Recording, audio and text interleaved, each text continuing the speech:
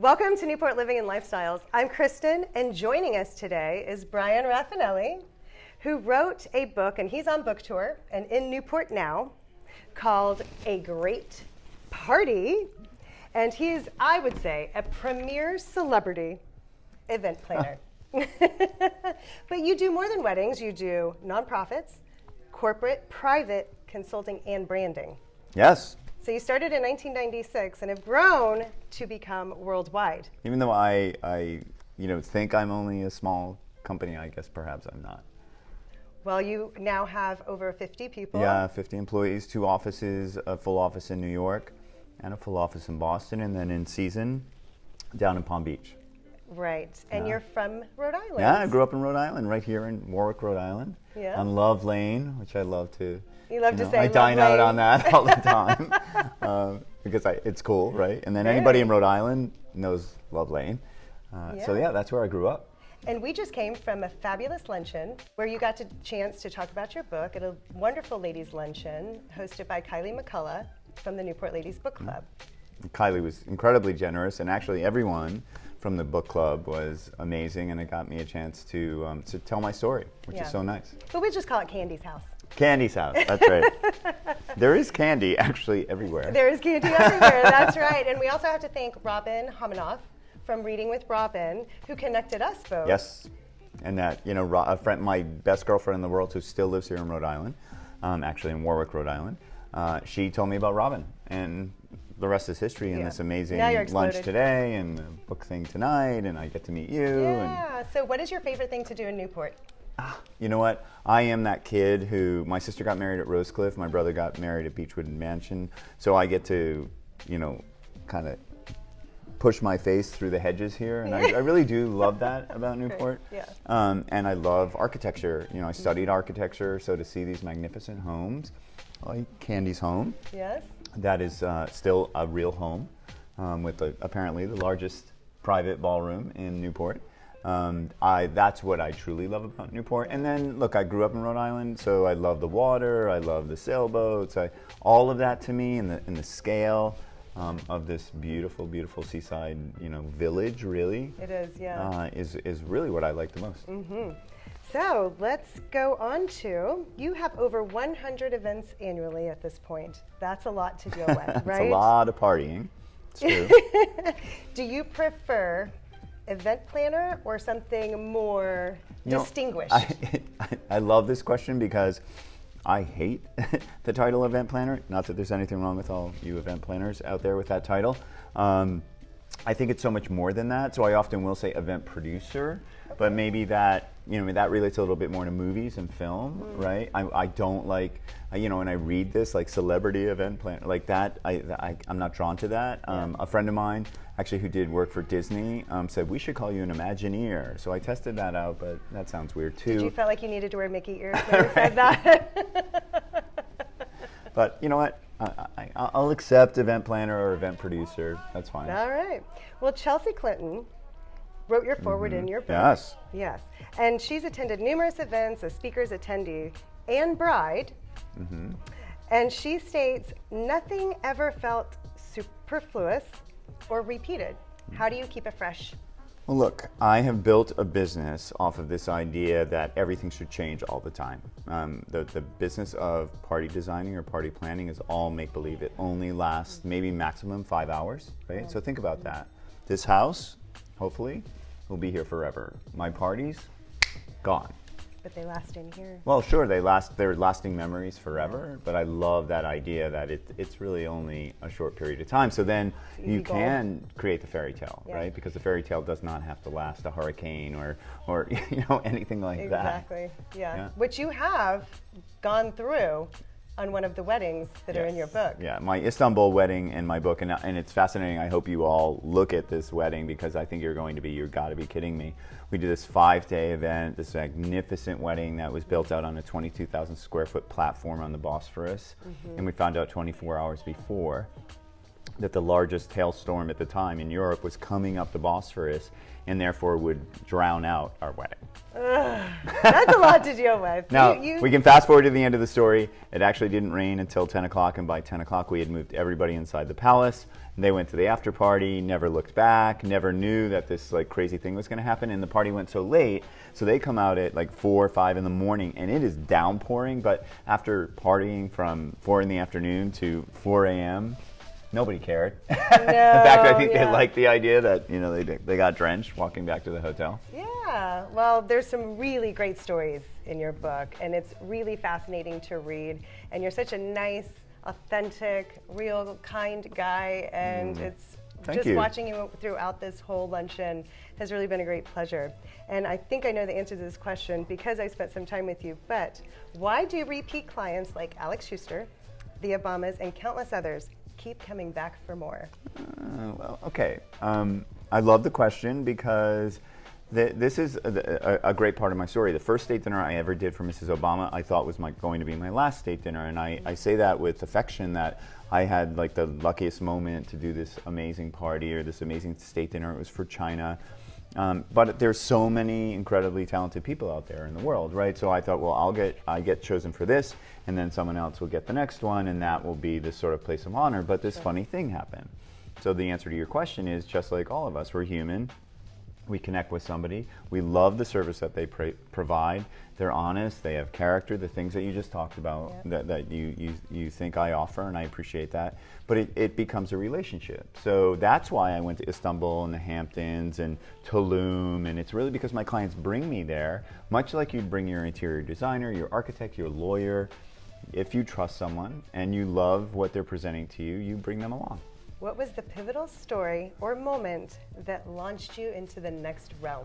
So I've had several of these situations where, and I love to tell this story. The very first wedding I ever did, right, was at the Four Seasons Hotel in Boston, with a very, very sizable budget, by the way. Okay. But that story is really extraordinary because the parents of the bride that were throwing that wedding, they were chairing a nonprofit event. I actually produced that nonprofit event.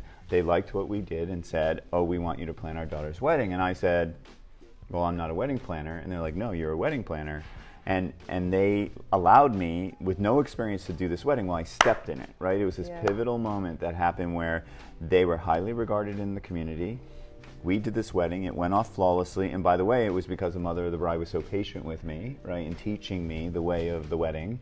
And that was literally 25 years ago, okay? And so she brought me into her circle, and then their friends were like, "Oh, who's this guy Rafanelli?" And one thing led to another. Yeah. Now look, they own 54 malls across the country, have lots of amazing friends, and so the story just took off from there. And so those moments created other moments, right? So another couple that I met soon after that attended that wedding, they happened to be friends with the U.S. president, right? They would entertain that president in their home. I was doing their parties, so I ended up meeting this family. This family later, many years later, when their only daughter, got engaged, called and said, "We'd like to talk to you because we trust Elaine and Jerry, right? And therefore, we want to talk to you." Bang, right? It all compounds. Yeah. And this whole thing started because you were doing fundraising. Right. I was doing fundraising and nonprofit. And I was actually, I was a volunteer, and I was volunteering on the special events committee. So often when young people come to me now, right out of school, they're like, "Well, what should we do?" And I'm often saying, "Well, you need to get experience. So work on a political campaign or go and work on a nonprofit because they need you, right? They need your work. They can't afford to have these giant staffs, but actually it's a school for them, right? So you learn registration and auctions, how to ask for money, how to create a marketing plan, and it goes on and on and on. And that's my story, because I ended up falling in love with the organization for the good work that they did first, but the second was I got to actually kind of teach myself how to do this with really talented people around me that were all volunteers. And we did every kind of nonprofit event you could imagine. We did, of course, the awards dinners and the black tie things, but we also did aerobathons and walkathons and swimathons and radioathons. And so, I mean, it's kind of crazy, but I did. Now, I don't do those kinds of things anymore, but I certainly do giant, 10,000 person events for, let's say, an inauguration, or we do a lot of work with sports teams like the Patriots and the Red Sox when they win a World Series, which they seem to do all the time. Thank you very much. So we do get to be part of those giant events and to this events day. On a barge. Yeah, okay. So you're like, a barge? A barge. So I love that story because the mother of the bride came to me. We did the first daughter's wedding on their compound in Cape Cod. It was spectacular. But the second daughter's wedding, she came back and said, look, I want to invite all my friends from New York City, whom I love. I want them to come to Boston. I want them to see how sophisticated Boston is. And this is what I want, Bryan. It cannot be in a hotel. It cannot be in a museum or an institution. It cannot be in an event space that anybody else has ever held a wedding in. And oh, by the way, I want a view of the water. Even here in Newport, there aren't that many venues that are right on the water, right? So I came up with this harebrained idea, well, we should build an island. We build an island out of a barge, which actually is amazing because it's flat, right? So it's actually a fairly easy thing to do. The tents, the electricity, running water, giant kitchens, bathroom trailers. We built that all on a barge. We sailed it across the harbor, put it in the most beautiful spot in Boston Harbor with beautiful ocean views. By the way, she also wanted an outdoor garden. That's right. So we created an outdoor garden. This is all in the book. I think what's kind of exciting is if you buy the book, you'll follow this and see how this all fell into place. Yeah. Yeah. So most of your events are pretty extravagant. Would you say that one stands out as the most extravagant? Well, we touched upon Istanbul, and I think certainly it's in the center of the book. And when you move through it, because there were 5 parties, and because we were in Istanbul. So in Istanbul, you can get anything made. Anything made. Beautiful jewelry, pennies on the dollar. Let's go. Cloches, right? Chargers. I mean, when you look at these images in the book, we had that all made in Istanbul. Wow. It was incredible. I went there 11 times before the wedding, planned it for a year and a half. And so when you say extravagant, yeah, actually culturally and in that city and everything that was available to us. I mean, I couldn't help but walk through the grand markets, right, the Grand Bazaar, and see all these beautiful fabrics and all of this brass. And so that was part of the story of Istanbul. So I know it'll appear extravagant, but it actually sort of matched what was supposed to be there. Yeah. And then, it was a little over the top. Well, that's what makes it fun and makes you unique. Well, okay, so one of the images in there is this floral ceiling with just thousands of flowers hanging in the ceiling. So there's a story behind that. The ceiling of that location was absolutely horrible. It was like this terrible tiled ceiling, and even though the building was extraordinary, the ceiling was ridiculous. It was like some weird sort of corporate design, and so we had to come up with something. So that's why we have this giant floral ceiling, and not just to do it, right? Even though it's really gorgeous and lush and beautiful, but there was a purpose behind the madness of hanging thousands of flowers up there. Is there anyone that you have not worked with that you would love to work with? Well, yes. I mean, there's some of the obvious people. Like, I love Meryl Streep, so I'd love to throw a very understated, beautiful party at her house in Connecticut. And of course, I have not had the pleasure of doing anything for Oprah. I think that would be extraordinary. But I would definitely love to do something for Melinda Gates. I would like that sort of perfect combination of, creating some kind of beautiful event that celebrates what their foundation does and the work that they do. And they do so much. It probably would be an embarrassment of riches of which one to choose. But that, I think, would be pretty extraordinary. And I love that the impact that they're making on the world and that they will make for 100 years from now, right? She just came out with a new .org where she's helping women business Okay, I'm ready. Yes. Out of the 7 key Rafanelli principles listed at the back of your book, all genius, otherwise known as the Rafanelli rules, what advice would you list as the most important for regular folks like us throwing parties? My favorite rule is one that just says beauty in numbers. Okay, so basically saying to yourself, anybody can do this, I'm throwing a party for 100 people. So think about what you're bringing into your house to do that. How many 100 chairs, 100 napkins, probably 300 or 400 bottles of wine. He knows us well. Exactly. Okay, maybe 1,000 bottles of wine. Maybe. And in my book, actually, in that one rule, there's this beautiful image of shelving that we built. It's like 50 feet wide by 13 feet tall, and it was about 10 shelves, and we just filled it with red bottles of wine, right? And that So that wine was being used in real time during the party, but it became this like beautiful design. Now it didn't hurt that the husband loves wine, so there was also that great connection, right? To like, oh my God, he loves wine. Paul loves wine. He's celebrating wine, but we were actually turning it into this really beautiful design element. With flowers, I'm always saying, look, you know, I love a full, gorgeous flower arrangement. There's 50 or 60 inside my book. But that idea of like down a long table, if you just did 20 individual bud vases with those perfect garden roses or perfect peonies, that actually creates a garden or a field in a room. Imagine that on 20 tables. Yeah. You know, so you don't have to always rely on you know, the grand. You can actually say, yeah, there is a grandness in numbers. Yes. And you'll see it repeated over and over and over in the book. A lot of your pictures have a lot of repetitive things on a larger, longer scale. That's and true. It looks very artistic. That's true. Yeah. Now, I always like, because of my architecture background, like if you have a long room, it's screaming long table. Long table, do a long table, right? If you have a square box, well, maybe you should do rounds and longs.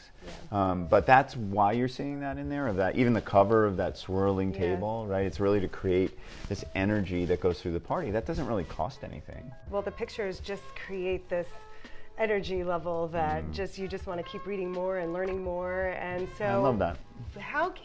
What can people take away as something that's the most expensive thing at a party, but replace it with something that's maybe more affordable but still has a great impact? Well, yeah, when I'm talking to a father of the bride, and I get married like 10 times a year, so I always say, think about this, if a glass of champagne, as fantastic and chic as that is, for every guest, if you did that for 100 guests and each glass is $25, okay, so you can do the math. Wouldn't it be better to have champagne on the bar and available to everyone if they drink it, but move that money over, right? So then move it into something that really matters to you. Okay. Whether that is flowers or that's big impressions when people walk in the room. I really believe in that, of like all these tiny little things are amazing at a dinner party, but quite honestly, what do people really see? So they look across the room and they see the fireplace, so something grand should be on there. They look across the room and they see the bar. Maybe there's be something tall there too.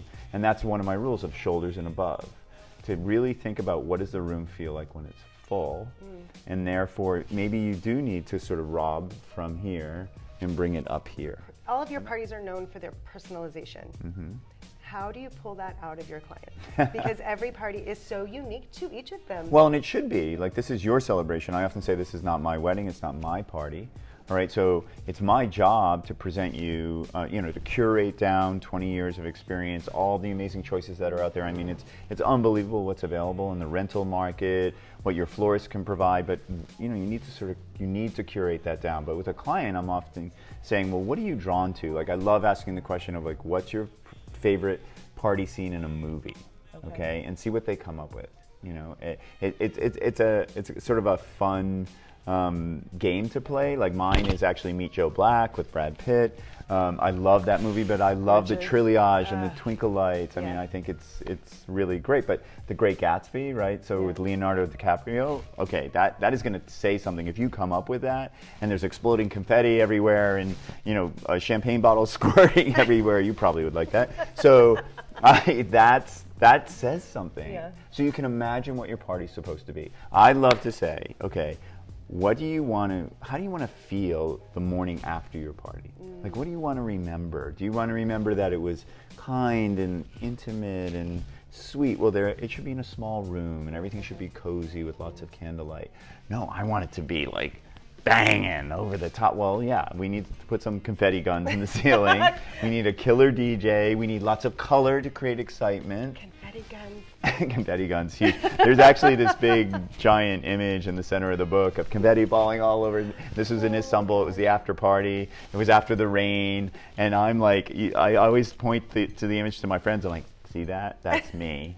I've had 4 martinis at that point, in probably 1 hour, because I was so relieved that it didn't rain. Yeah.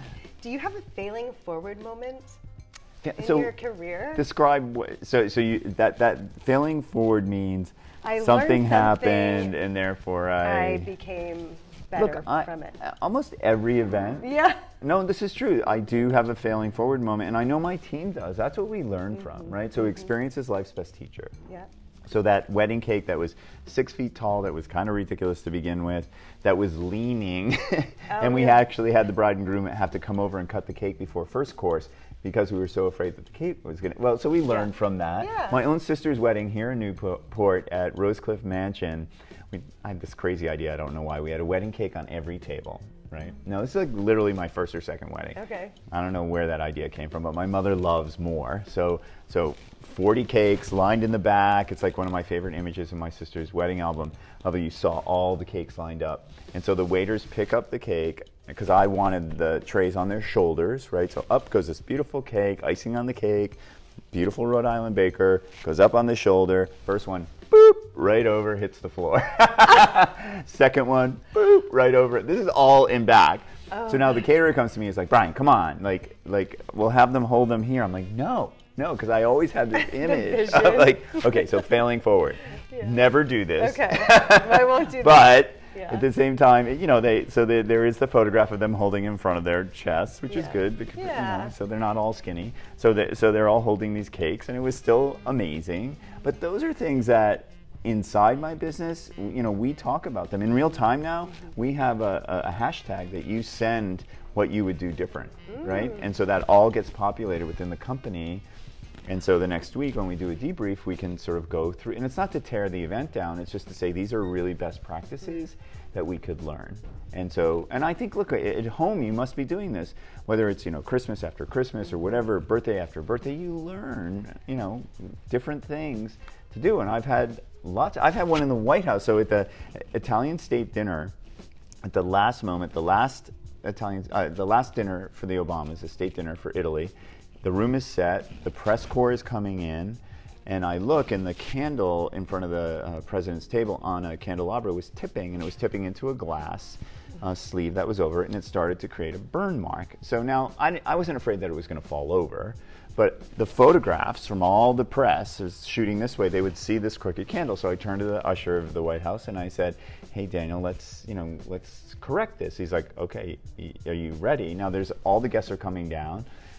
Anyway, I get a candle, I get a sleeve, I take it off, he takes the candle, we switch it out. I push the candle back down on the arm of the candelabra, and it snaps. Oh no. Candelabra arm drops, hits the custom-made cement Italian charger. I don't know why I insisted on cement chargers. Hits it, breaks into 3 pieces. Okay, now everybody's there. Now, there's no reason that the press would be photographing this at that moment because the president wasn't in the room. Yeah. But, I mean, you're thinking. Starting to sweat. Yeah, exactly. So I pick up the glass. My assistant runs over with a candle and another sleeve. We fix it, and Daniel looks at me and he brushes off the table and he's like, I think I should change out the glassware. Okay. Now, is the fail is that maybe the whole glass thing with the candelabra burning into the glass wasn't such a wise idea, but you know what? These things are going to happen. Anything can happen. Anything can happen at a party. Right. And I do say that if we're planners, and if you plan to the last second of your party, that when something kooky happens, something weird you didn't expect, something didn't come, it's not the size you thought it was, if one of those things happens, it's not that big a deal. Exactly. You have a good story. Yes. If 5 of those things happen, that's not good. Yeah. Yeah, your parents are partiers. And almost like a little competition. I don't think they're partiers like you, but well, I just like a little champagne. How did they influence your life? Oh, God. You know what? My parents, I dedicate the book to my mother specifically, and I say, to the woman who celebrates everything. Everything in our family, much like a classic American family, was a celebration. Our birthdays and Easter and St. Patrick's Day, and over and over and over, it was always celebratory. I like the mothballs and the tennis shoes. Right. For the winning of a game. Right, yeah. So again, in my introduction, I write about the little things that our family did when they would win something. That my parents would always celebrate it. They didn't just say good job. It was like turned into a theme party when you got a report card, right? Yeah. But those things we remember. You made a cake with an A for your brother Tony. Exactly. Love that. And just you know what? Because she got an A, she got an A cake. And that those little things actually for me, as you can see, propelled me into this life of creating a career of celebration, right? And my work is my life, and I love to do that.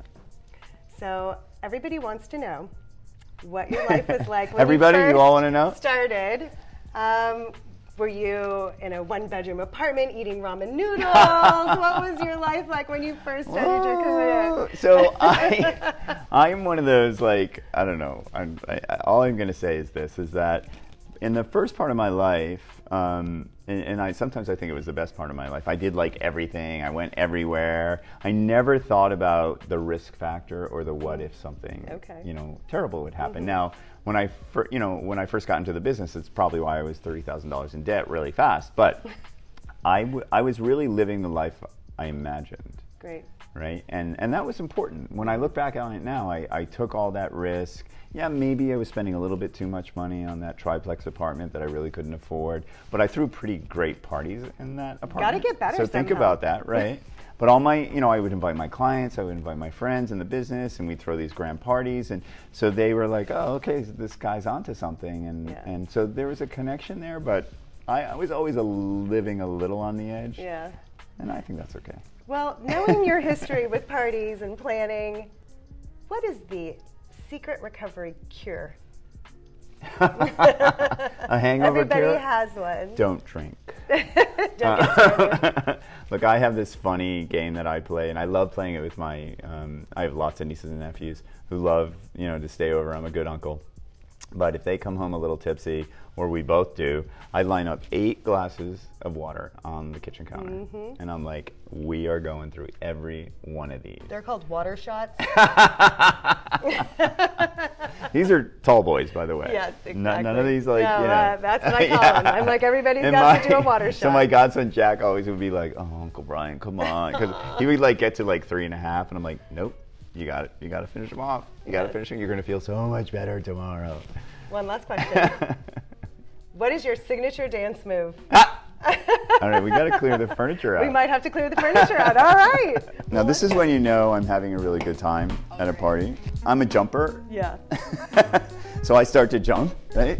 That's when I'm having a really good time. Can I have some music? I kind of want to jump with you. No. All right, you got to wait for it. Okay!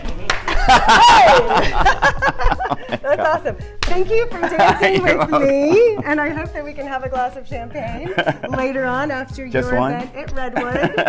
Yes. Maybe 2. Can't wait. Thank you so much for joining us today. You're welcome. And we look forward to seeing you on Newport Living and Lifestyles.